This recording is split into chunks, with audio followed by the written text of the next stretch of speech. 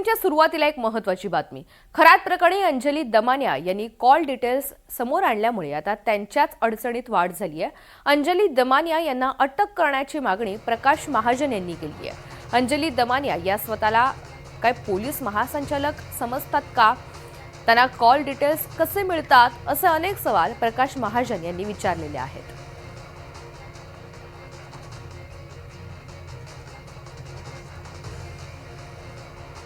तर खरात प्रकरणी कालच अंजली दमानिया यांनी कॉल डिटेल्स समोर आणलेले होते।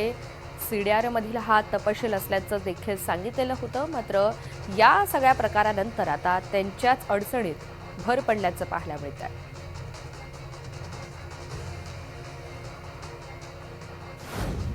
आता उपमुख्यमंत्री आहेत, त्यांना जे 17-18 कॉल झाले त्याच्यातले 10 कॉल इनकमिंग आहेत, अशोक खरात आणि त्यांच्यामध्ये झालेले, आणि 7 आउटगोईंग आहेत। हे तिला डिटेल्स मिळाले कुठून? जर असे जर अंजली दमानियाला मिळत असतील तर हे अशा पद्धतीचे कॉल तर दुसऱ्या कुणाला मिळू शकतात। उद्या एकनाथ शिंदे साहेबांची सुरक्षितता धोक्यात येऊ शकते, त्यांच्या दौऱ्याची गुप्तता राहणार नाही।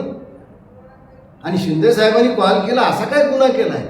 शिंदे साहेब सार्वजनिक जीवनात आहेत, लोकांच्या सुखदुःखाला धावून जातात। ते काय बोलले माहीत नाही, पण एक सनसनाटी अंजली दमानिया, खरं म्हणजे अंजली दमानियालाच कस्टडीत घेतलं पाहिजे आणि तिला विचारलं पाहिजे की तुला हे कॉल कुठून मिळाले। एखाद्याच्या मोबाईलचे किंवा एखाद्याच्या लँडलाईनचे कॉल अशा पद्धतीने काढता येतात का, याचाही शोध घेतला पाहिजे।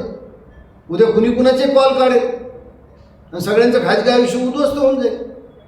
म्हणून अंजली दमानियाला ताब्यात घेऊन पोलिसांनी विचारलं पाहिजे की एकनाथ शिंदे साहेबांचे कॉल तुला कुणी दिले।